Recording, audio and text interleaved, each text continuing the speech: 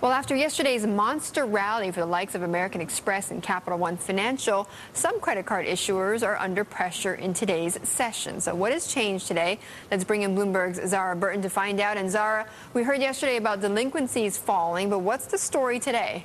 Well, two things, Betty. Bank of America came out yesterday saying that while delinquencies actually fell, charge-offs rose to almost 14% in June from 12.5% in the prior month.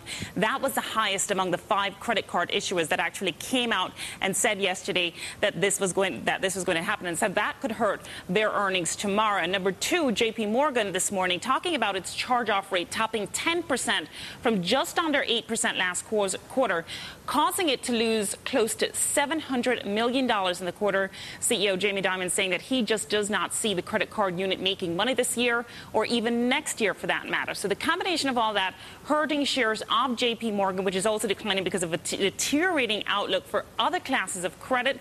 Bank of America on that list and Discover Financial. Now, Capital One, if you notice, it was lower earlier but actually higher now. This on an analyst upgrade over at Jefferies. Also, American Express shrugging off earlier losses, also getting an upgrade. Betty. But Zara, I mean, why did Capital One and American Express get that upgrade, get an analyst upgrade?